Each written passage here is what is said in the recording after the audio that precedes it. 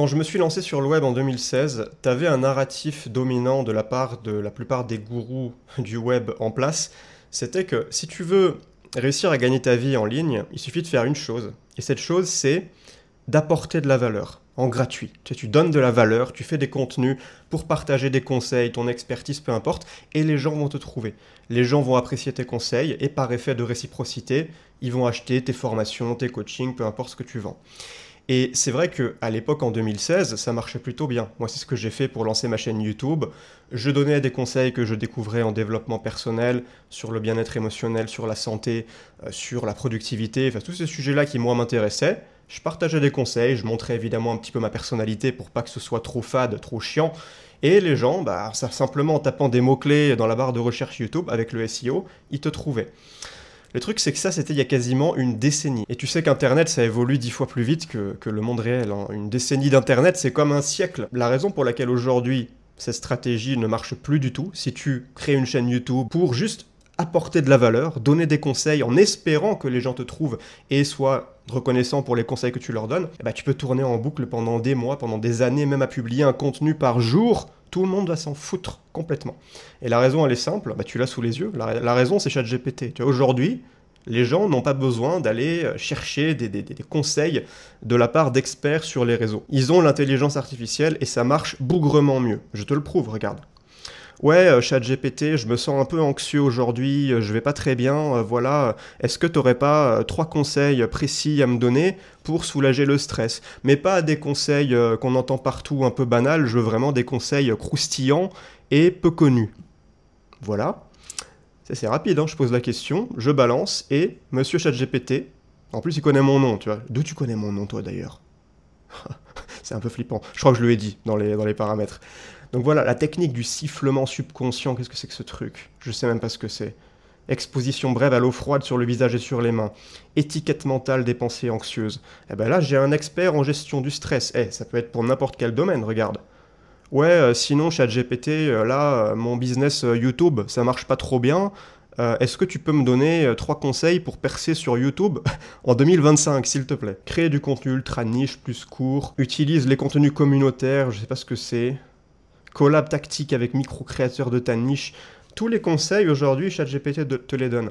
Et j'ai oublié de dire, mais il y a une dimension supplémentaire à prendre en compte, c'est que ChatGPT, ou l'IA en général, va te donner des conseils personnalisés à ta situation, à toi. Si tu lui expliques tes problèmes, tes réflexions, ton background, ton passé, d'où tu viens, etc., il va pouvoir te donner des réponses beaucoup plus précises, taillées sur mesure pour ta situation, ce que, évidemment, un expert sur YouTube ne peut pas faire. Il ne peut pas faire une version de sa vidéo pour chaque viewer. Pour ça, il faudrait un ordinateur quantique, on n'en est pas encore là. Donc si tu n'as pas quelque chose de plus que ChatGPT, pourquoi les gens iraient regarder tes contenus, toi, pour avoir tes conseils, tes astuces, plutôt que celles d'une IA?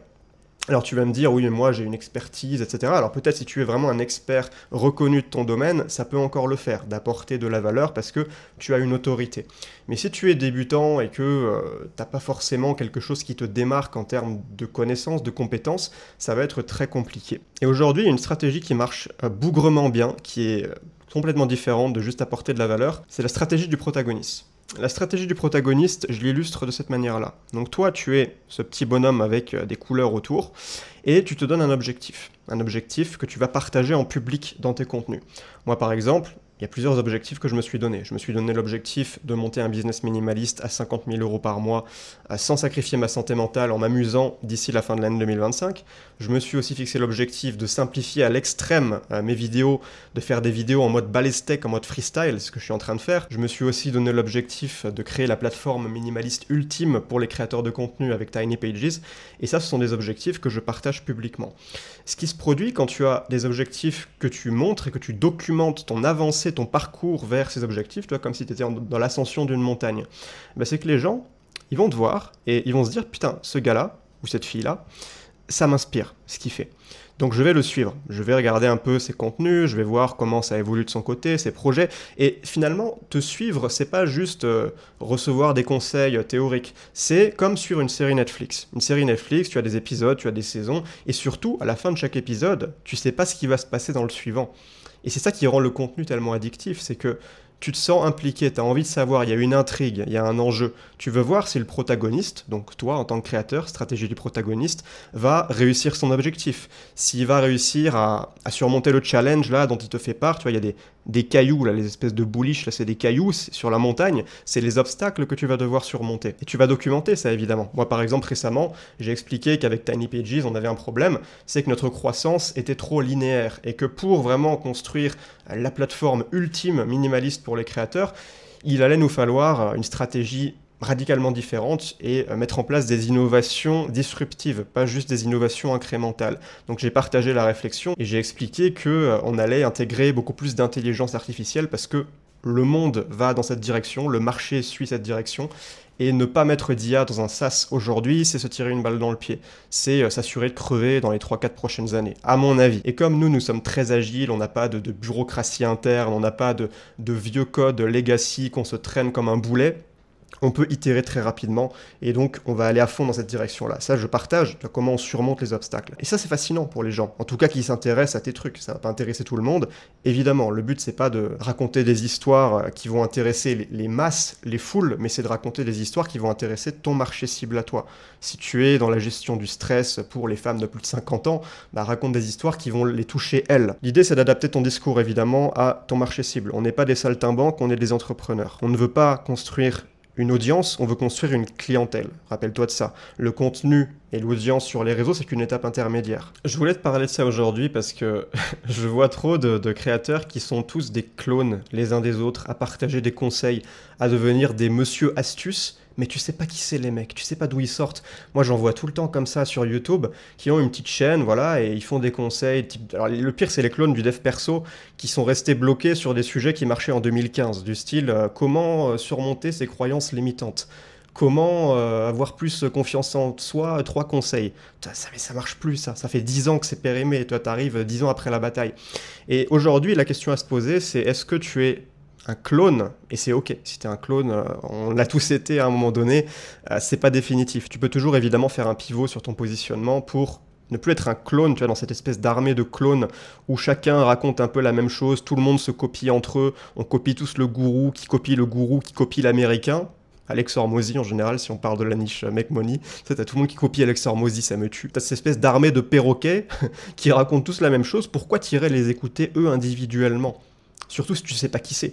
À la limite, ceux qui sont malins et qui se comportent comme des protagonistes, qui racontent leurs histoires, qui montrent leurs projets, qui montrent l'envers du décor, les coulisses, eux, ils capitalisent sur leur singularité. C'est vraiment ça, capitaliser sur ta singularité. Ça te permet d'échapper à l'armée des clones et d'être un protagoniste. Voilà. Donc aujourd'hui, soit tu es un clone, soit tu es un protagoniste. Si tu es un clone, tu es condamné à galérer dans un océan rouge avec des milliers d'autres clones comme toi qui se battent pour des petites miettes. Mais si tu es un protagoniste, là tu te crées une niche personnelle. Ta niche, c'est toi. Tu sais, c'est la fameuse phrase « Soyez vous-même parce que les autres sont déjà pris ». Si tu es toi-même, personne ne peut te copier. C'est la meilleure douve. Tu sais, en business, on parle de douve. C'est un avantage compétitif, quelque chose qui te protège de la concurrence, qui fait que justement, t'as pas 3 pélos demain qui vont arriver pour faire exactement la même chose que toi, et tu n'auras plus rien qui te distingue de ces 3 pélos. Et ben, la solution, c'est ça. C'est de capitaliser sur ta singularité, montrer ta personnalité, partager tes réflexions de manière authentique, un peu comme je suis en train de te le faire là, par exemple, et te comporter comme un protagoniste. Tu es le personnage d'une série, et cette série, c'est toi qui l'écris. Tu es à la fois l'acteur et le scénariste. Et il faut qu'il y ait un enjeu. Il faut que ça intéresse les gens qui te suivent. Et il faut aussi qu'il y ait un petit peu de risque. C'est-à-dire que tu donnes un objectif, on ne sait pas si tu vas l'atteindre. Si c'est un objectif trop facile, bah, tout le monde s'en fout, évidemment. Mais si c'est un objectif ambitieux et que tu documentes le parcours, l'ascension de la montagne jusqu'à cet objectif ambitieux, là, les gens vont te suivre. Les gens veulent un leader. Les gens veulent quelqu'un qui les comprend et qui a le courage de faire le premier pas. Voilà, c'est tout pour aujourd'hui. Si tu veux découvrir les coulisses de mon business minimaliste, en plus de ces vidéos que je te fais quotidiennement en ce moment, clique sur le lien en description et rejoins-moi sur mon canal Telegram. Je te fais une bise, je te dis à demain, c'était Emilio, ciao.